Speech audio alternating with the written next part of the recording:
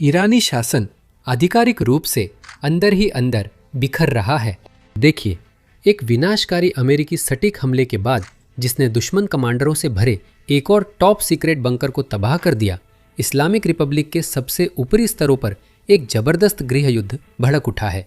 अगर मैं ईरान का नेता होता तो बाकी नेताओं से कहता कि मुझसे दूर रहे, क्योंकि जब भी ये मीटिंग में मिलते हैं उन पर हमला हो जाता है। इस ताज़ा हमले की और जानकारी यहाँ है। तो टॉमी, मैं आपको एक नई जानकारी से शुरू करता हूं। राष्ट्रपति एक और बड़े पैमाने पर ईरानी नेताओं की हत्या पर शेखी बगार रहे हैं जो एक साथ इकट्ठा हुए थे। राष्ट्रपति ने ट्रुथ सोशल पर पोस्ट किया कि ईरान के कई नेता जिन्होंने उन्हें गलत और मूर्खतापूर्ण तरीके से नेतृत्व किया है, उन्हें खत्म कर दिया गया है। उन्होंने इसके साथ एक एयर स्ट्राइक का वीडियो भी पोस्ट किया। टेलीग्राम चैनल के मुताबिक 50 से ज्यादा वरिष्ठ ईरानी अधिकारी इजराइल और अमेरिका की संयुक्त कार्रवाई में मारे गए। ध्यान देने योग्य है कि इस मामले में इजराइल ने अपनी भागीदारी से इनकार किया है। ये तब हुआ जब पूरी दुनिया उनके बचाव मिशन पर ध्यान दे रही थी, लेकिन टेलीग्राम रिपोर्ट्स के अनुसार किसी वजह से ईरानी नेता एक ही जगह एक और वरिष्ठ बैठक कर रहे थे। जैसा मैंने कहा, मुझे नहीं पता वे ऐसा क्यों करते हैं। मैं कुछ स्पष्ट करना चाहता हूं। हमें ठीक नहीं पता कि क्या एक ही जगह पर 50 लोग मिल रहे थे या फिर अब तक युद्ध में मारे गए ईरानी नेताओं की कुल संख्या 50 हो गई है। ये ऐसी बात है जिसे रिपोर्टिंग ने स्पष्ट नहीं किया। फिर भी एक बात जो हम जानते हैं वो ये है कि और अधिक ईरानी नेता मारे गए, क्योंकि वे लगातार ऐसी जगहों पर मिलते हैं जिनका खुलासा हो चुका है। अब ये मौतें ईरान के अंदर एक दिलचस्प दुविधा पैदा कर रही हैं। यह अराजकता पैदा कर रही है और यह अराजकता शासन के अंदर एक गृहयुद्ध का कारण बन रही है। कुछ लोग युद्ध विराम की मांग कर रहे हैं, शायद वे जो मरना नहीं चाहते, लेकिन अन्य लोग, खासकर वे लोग जो IRGC के साथ जुड़े हुए हैं, किसी भी बातचीत का विरोध कर रहे हैं। मेरा मतलब ये है, ये युद्ध विराम का प्रस्ताव ईरानी राष्ट्रपति के करीबी सहयोगी और सलाहकार मोहम्मद जवाद जरीफ की ओर से है। वह एक पेशेवर राजनयिक हैं और 2013 से 2021 तक ईरान के विदेश मंत्री के रूप में सेवा कर चुके हैं। अब वह ईरानी राष्ट्रपति पेस्काजन को सलाह दे रहे हैं।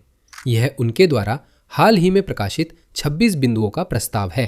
पहले 12 बिंदु ईरान के कार्य, अगले 13 बिंदु अमेरिका के कार्य बताते हैं। आइए इन्हें क्रम से देखते हैं। पहला, ईरान वादा करता है कि वह परमाणु हथियार हासिल करने की कोशिश कभी नहीं करेगा।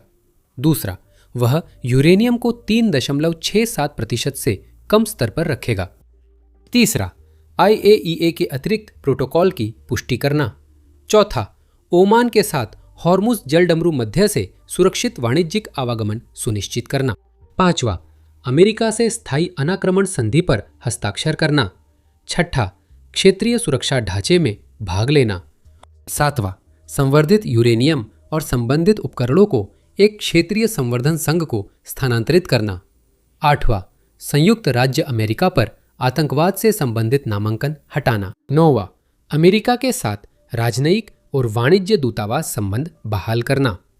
10वां, अमेरिकी नागरिकों पर यात्रा प्रतिबंध हटाना। 11वां, तेल कंपनियों को, जिनमें अमेरिकी कंपनियां भी शामिल है, निर्यात को सुविधाजनक बनाने के लिए आमंत्रित करना। 12वां, चीन, रूस और शायद क्षेत्रीय देशों को अमेरिका के साथ गैर आक्रामकता समझौते के गारंटर बनाना। अब हम देखेंगे ये बिंदु कितने तर्कसंगत है। पहले अमेरिकी बिंदुओं पर भी नजर डालें, जिन्हें ईरान चाहता है कि अमेरिका पूरा करे। पहला, ईरान पर लगाए गए एक तरफा अमेरिकी प्रतिबंधों को हटाना। दूसरा, ईरान को स्वतंत्र रूप से तेल निर्यात करने की अनुमति देना।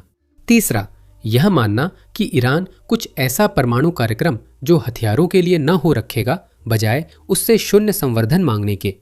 यह बड़ा मुद्दा है जिस पर चर्चा करनी होगी। चौथा, ईरान पर संयुक्त राष्ट्र सुरक्षा परिषद के प्रस्ताव खत्म करना। पांचवा, उसे वैश्विक आपूर्ति श्रृंखलाओं में शामिल होने देना। छठा, ईरान से स्थायी गैर आक्रामकता संधि पर हस्ताक्षर और पुनर्निर्माण में आर्थिक मदद देना।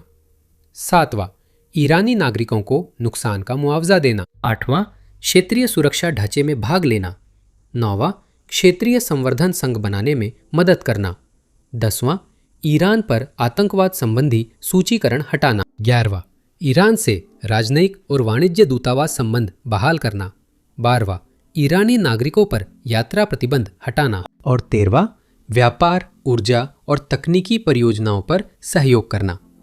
अब यहाँ जो दिलचस्प है वो ये है कि ये सबसे खराब योजना जैसी नहीं है। मतलब ये चरम मांगे नहीं हैं जो ईरानी अधिकारी सोशल मीडिया पर रख रहे हैं। ये बताना जरूरी है कि ये वे चरम मांगे भी नहीं हैं जिन्हें ईरान अमेरिकी पक्ष की मांग मानता है। तो ये प्रस्ताव एक तरह से बीच में है, कोई बुरा शुरुआती बिंदु नहीं है। अब जो बिंदु वास्तव में समस्याएं पैदा करेंगे वो निश्चित रूप से संवर्धन कार्यक्रम है। ईरान कहता है कि वो इसे छोड़ने वाला नहीं है और संयुक्त राज्य अमेरिका इस बात को लेकर बहुत अडिग है कि वो चाहता है कि ईरान संवर्धन कार्यक्रम को पूरी तरह से छोड़ दे। अगर वे परमाणु ऊर्जा कार्यक्रम जारी रखना चाहते हैं तो वे दूसरे देश से यूरेनियम खरीद सकते हैं, जैसा कई देश करते हैं। तो ये निश्चित रूप से बातचीत के दौरान एक बड़ा मुद्दा बनने वाला है, जैसा कि पहले भी हुआ था जब अमेरिका और ईरान बातचीत कर रहे थे। अब इस प्रस्ताव में जिन अन्य बिंदुओं को शामिल नहीं किया गया है उनमें ईरानी बैलिस्टिक मिसाइल कार्यक्रम है। यह वह चीज है जिसे अमेरिका सीमित करना चाहता है। तो जरूरी नहीं कि उसे हटाया जाए, लेकिन मूल रूप से उसे सिर्फ उन्हीं बैलिस्टिक मिसाइलों तक सीमित किया जाए जो ईरान के पास आत्मरक्षा के लिए हैं। आखिरी बिंदु है कि क्षेत्र में हमास, हिजबुल्ला और हूथी जैसे प्रॉक्सी समूहों को ईरान की फंडिंग पर प्रस्ताव में कोई चर्चा नहीं है। यह बात अमेरिकी पक्ष या ट्रंप प्रशासन ने 2015 की ओबामा डील यानी JCPOA की कमी के रूप में देखी थी। इसने ईरानी परमाणु कार्यक्रम को संबोधित किया था। उसमें कुछ समस्याएं थीं, लेकिन फिर भी वो कुछ न होने से बेहतर था। लेकिन इसने ईरान के बैलिस्टिक मिसाइल कार्यक्रम या उसके द्वारा अन्य समूहों को दी जा रही फंडिंग को संबोधित नहीं किया।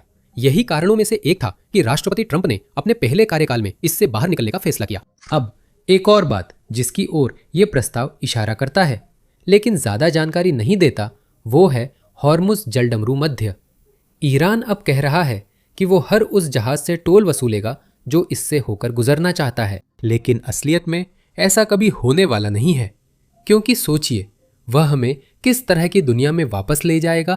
ये वही है जैसा 200 साल पहले था, जब देश केवल सीमा पर जलडमरू मध्य होने से टोल वसूलते थे। अगर ईरान ने ऐसा किया तो अन्य देश भी चाहेंगे। क्या इसका मतलब है कि स्पेन अपने जलडमरू मध्य पर टोल वसूल सकता है? यूनाइटेड किंगडम अपने जलडमरू मध्य पर टोल वसूल सकता है और फिर डेनमार्क भी टोल वसूल सकता है। डेनिश जलडमरू मध्य? बिल्कुल, कोई देश ऐसा नहीं चाहेगा और वे नहीं चाहते कि अन्य देश भी ऐसा करें। इसीलिए यह काफी तर्कसंगत है कि उम्मीद की जाए कि युद्ध के बाद ईरान टोल वसूल नहीं कर पाएगा। लेकिन ईरान इस प्रस्ताव को उठाकर जो कर पाएगा वह मूल रूप से यह है कि वह बदले में कुछ और रियायतें हासिल कर लेगा, यह कहकर कि देखिए, हम हॉर्मुज जलडमरू मध्य में कुछ नहीं करेंगे। अब इस प्रस्ताव के बारे में मैं एक और बात साझा करना चाहता हूं कि इस प्रस्ताव के साथ साथ विदेश मंत्री या कहें कि पूर्व विदेश मंत्री ने फॉरेन अफेयर्स नामक प्रकाशन में एक मत लेख भी प्रकाशित किया। उस ओपेड में वो कहते हैं कि ईरान युद्ध नहीं हार रहा है, लेकिन वो चाहते हैं कि ईरान युद्ध विराम या शांति समझौते के लिए बातचीत करे। इसका कारण यह है कि अगर युद्ध और बढ़ता है तो इसका मतलब है कि ईरान के अंदर नागरिक बुनियादी ढांचे को और अधिक नुकसान होगा और आम नागरिकों को भी ज्यादा नुकसान पहुंचेगा। इसीलिए वह ये प्रस्ताव दे रहे हैं। उम्मीद है दोनों पक्ष इसे गंभीरता से लेंगे। हालांकि ये व्यक्ति ईरान में प्रभावशाली और राष्ट्रपति के करीबी सलाहकार हैं, फिर भी ये प्रस्ताव आगे नहीं बढ़ रहा है। ये इसलिए है क्योंकि IRGC इसके खिलाफ है और पूर्व विदेश मंत्री द्वारा पेश इस प्रस्ताव का वे सार्वजनिक रूप से विरोध कर रहे हैं। जब मैं कहता हूं कि वे विरोध कर रहे हैं तो मेरा मतलब है कि वे सिर्फ विरोध नहीं कर रहे बल्कि इस व्यक्ति की मौत की मांग भी कर रहे हैं। सुनिए, लेकिन उससे पहले बस एक जल्दी सा याद दिला दूं कि नीचे दिए गए लाइक और सब्सक्राइब बटन को दबा दे। हमारे चैनल को किसी तरह के शैडो बैन का सामना करना पड़ रहा है। हमें ठीक से पता नहीं है कि क्या हो रहा है, लेकिन आपका समर्थन निश्चित रूप से हमारी किसी भी समस्या को ठीक करने में मदद करेगा। उम्मीद है ऐसा ही होगा। हमें नहीं पता कि YouTube का एल्गोरिदम ठीक से कैसे काम करता है। यह एक तरह का ब्लैक बॉक्स है, लेकिन जब भी आप लोग हमें समर्थन दिखाते हैं तो वह वाकई हमारी मदद करता है। अब ये रहा क्लिप। मिस्टर जरीफ, आपको अपनी गलती मानने के लिए 3 दिन है।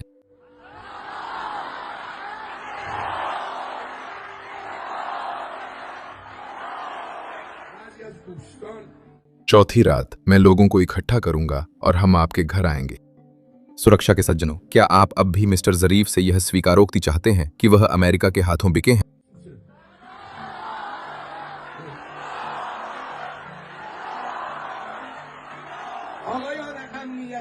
हम सभी राजनीतिक गुटों पर नजर रख रहे हैं। कुछ लोगों को इस युद्ध में खरोंच तक नहीं आई। अब से गद्दारों का भाग्य सड़कों पर मौजूद लोग ही तय करेंगे।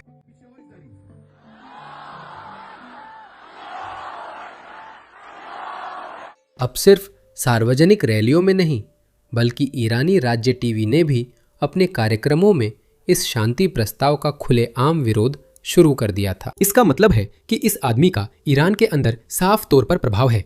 लेकिन ऐसा नहीं लगता कि IRGC अभी किसी भी तरह की बातचीत करना चाहती है। लेकिन IRGC जो चाहती है, उसके बावजूद ऐसा लगता है कि हमें पता है कि बातचीत चल रही है। राष्ट्रपति ट्रंप ने रविवार को कहा कि स्टीव विटकॉफ और जेरेड कुशनर ईरान से बातचीत कर रहे हैं और यह आगे बढ़ रही है। असल में एक समय तो ऐसा लगा जैसे आमने सामने की मुलाकात बहुत जल्द होने वाली है, लेकिन ईरान ने समय मांगा। तभी अमेरिका ने B1 ब्रिज को निशाना बनाकर जवाब दिया। उस बढ़ोतरी का कारण यह था कि संयुक्त राज्य अमेरिका के नजरिए से ऐसा लग रहा था कि ईरान देरी करने की कोशिश कर रहा है और इसी वजह से यह बढ़ोतरी असल में एक चेतावनी के तौर पर थी। यही बात राष्ट्रपति ट्रंप ने एक्सियोस को बताई थी। हालांकि इस इंटरव्यू के तुरंत बाद राष्ट्रपति ट्रंप ने अपने ट्विटर पर यह बयान जारी किया, मंगलवार को पावर प्लांट डे और ब्रिज डे पहली बार साथ होंगे। ऐसा पहले नहीं हुआ। उस कमबख्त जलडमरू मध्य को खोलो पागल कमीनों, नहीं तो नर्क में जियोगे, बस देख लो। इस बयान पर कुछ बातें ध्यान दें। सबसे पहली बात, ये साफ तौर पर एक बड़े तनाव की ओर इशारा कर रहा है, जिससे ईरान के अंदर खासकर आम नागरिकों के लिए बहुत सारी समस्याएं पैदा होंगी। ये बयान सिर्फ हॉर्मुज जलडमरू मध्य खोलने की मांग करता है, न कि परमाणु समझौते, शांति समझौते या युद्ध विराम की। ये सिर्फ ईरान से ज्यादा जहाजों को गुजरने देने की मांग कर रहा है। इस बयान के अलावा राष्ट्रपति ट्रंप ने यह भी पुष्टि की कि ईरानी वार्ताकारों को हमलों से छूट दी गई है। यानी मेरा मानना है कि जब तक वे बातचीत कर रहे हैं, उन पर इन हमलों में निशाना नहीं साधा जाएगा। बातचीत कर रहे हैं। उन्होंने यह भी जोड़ा कि ईरान ने लगभग परमाणु हथियारों के मुद्दे पर लगभग मान गए हैं, यानी उन्होंने उस मुद्दे पर हार मान ली है। वास्तव में उनका कहना है कि ज़्यादातर मुद्दों पर हार मान ली गई है। मैं स्पष्ट करना चाहता हूं कि ईरान ने हमेशा कहा है कि वे परमाणु हथियार नहीं चाहते। मुद्दा यह है कि वे पर्दे के पीछे यूरेनियम को 70% तक समृद्ध करने और बड़ी बैलिस्टिक मिसाइल शील्ड बनाकर परमाणु हथियार की दिशा में काम कर रहे हैं। इस युद्ध के शुरू होने से पहले ईरान की योजना काफी स्पष्ट थी, इतने ज्यादा मिसाइल बनाना कि कोई भी देश ईरान पर हमला करने की हिम्मत न कर सके, और फिर वे परमाणु हथियार की ओर बढ़ेंगे। मूल रूप से उस 70% यूरेनियम से सीधे बम तक पहुंचेंगे। इसका मतलब है कि ईरान भले ही परमाणु हथियार न चाहने की बात कहता है, लेकिन वे हमेशा यही कहते रहे हैं, इसलिए इसका कोई खास अर्थ नहीं है। पर्दे के पीछे की घटनाओं पर राष्ट्रपति ट्रंप ने हाल ही में जनवरी में ईरान में हुए विरोध प्रदर्शन को लेकर दिलचस्प खुलासा किया। याद है जब लाखों ईरानी सड़कों पर शासन परिवर्तन की मांग कर रहे थे? फिर सत्ता बचाने के लिए शासन ने करीब 10,000 से 45,000 लोगों को मार डाला था। सोचिए क्या हुआ। ऐसा लगता है कि अमेरिका प्रदर्शनकारियों की मदद करने के लिए हथियार भेजने की कोशिश कर रहा था, लेकिन दुर्भाग्यवश वे हथियार कभी उन तक पहुंच नहीं पाए। सुनिए कि क्या हुआ था। अब राष्ट्रपति ने इस साल की शुरुआत में जो हुआ उस पर भी नई जानकारी दी है, जब ईरानी शासन ने सड़कों पर उतरकर अपने ही देश में 45,000 नागरिकों का कत्लेआम किया, जैसा कि राष्ट्रपति ने मुझे बताया। फिर राष्ट्रपति ट्रंप ने मुझे बताया कि अमेरिका ने ईरानी प्रदर्शनकारियों को बंदूकें भेजी। उन्होंने मुझे बताया कि हमने उन्हें बहुत सारी बंदूकें भेजी, हमने उन्हें कुर्दों को भेजा, और राष्ट्रपति का कहना है कि उन्हें लगता है कि कुर्दों ने उन्हें अपने पास रख लिया। उन्होंने आगे कहा कि हमने प्रदर्शनकारियों को भी बंदूकें भेजी, बहुत सारी। तो राष्ट्रपति ट्रंप के साथ मेरी बातचीत से यहां कई सुर्खियां निकलती हैं। ये सब ऑपरेशन एपिक फ्यूरी शुरू होने के 1 महीने से भी ज्यादा समय बाद हो रहा है, और उस सफल अमेरिकी ऑपरेशन के बाद जिसमें रातों रात ईरानी क्षेत्र के अंदर फंसे अमेरिकी सेवा सदस्य को बचाया गया। राष्ट्रपति ने खुद उस ऑपरेशन का आदेश दिया था जब CIA शनिवार सुबह आई और पुष्टि की कि उन्होंने उस F-15 के चालक दल के सदस्य का पता लगा लिया है जिसे शुक्रवार को मार गिराया गया था। राष्ट्रपति ने फिर फैसला लिया कि सैकड़ों अमेरिकी स्पेशल फोर्सेस को ईरानी क्षेत्र के भीतर गहराई तक भेजा जाए ताकि उस अमेरिकी सेवा सदस्य को सफलतापूर्वक वापस लाया जा सके। अब स्ट्रेट ऑफ होर्मुज पर वापस आते हैं। जैसा कि आप लोग जानते हैं, ये एक वैश्विक संकट बनता जा रहा है और अब देश इस जलडमरू मध्य को खोलने में मदद करने के लिए आगे आने को ज्यादा तैयार है। असल में यूक्रेन ने अभी संयुक्त राज्य अमेरिका के साथ मिलकर स्ट्रेट ऑफ होर्मुज को खोलने की पेशकश की है, और याद रखिए वे पिछले 4 सालों से भी ज्यादा समय से शाहेद ड्रोन और FPV ड्रोन से निपट रहे हैं। दुनिया में यूक्रेनी सेना की इंटरसेप्शन रेट सबसे बेहतर है, इसलिए उनकी मदद बहुत मायने रखती है। सुनिए यूक्रेन के राष्ट्रपति ने क्या कहा। मुझे आज ऐसा नहीं लगता, मुझे नहीं लगता कि इसे किसी एक देश द्वारा खोला जा सकता है। मेरे अनुसार यह केवल संयुक्त प्रयासों से ही संभव है। बिल्कुल, हमारे पास काला सागर द्वारा हमारे खाद्य गलियारे को ब्लॉक किए जाने का अनुभव है, और युद्ध के वर्षों के दौरान क्या हुआ था। पहले साल हमने बातचीत की, यहां तक कि युद्ध के दौरान भी हमने तुर्की की मध्यस्थता से रूसियों के साथ बातचीत की। वो खाद्य गलियारा चलना ही चाहिए, क्योंकि ये सिर्फ यूक्रेन और रूस की बात नहीं है, ये रूस के बारे में है जो अन्य महाद्वीपों के लिए भोजन रोक रहा है। मुझे लगता है कि घाटे वाली स्थिति कुछ हद तक समान है, लेकिन हमारे मामले में ये ज्यादातर कृषि क्षेत्र के बारे में थी और यहां ये ऊर्जा के बारे में है। मेरी राय में, मेरे अनुभव के अनुसार हम क्या कर सकते हैं। सबसे पहले ये समानांतर रास्ते हैं, युद्ध और ऊर्जा की बातचीत।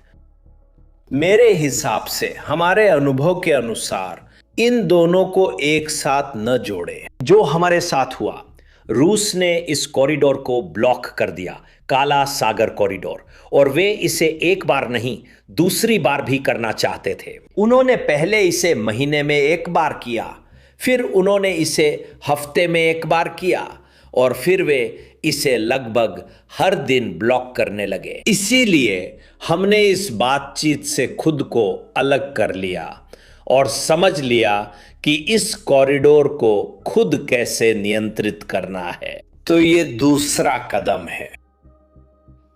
इसके लिए आपको इंटरसेप्टर्स की ज़रूरत होती है, आपको सैन्य काफिले की ज़रूरत होती है, आपको इलेक्ट्रॉनिक युद्ध प्रणालियां भी चाहिए जिसमें टैंकर या जहाज भी शामिल हैं, जिन पर आपको ये सिस्टम स्थापित करने होते हैं।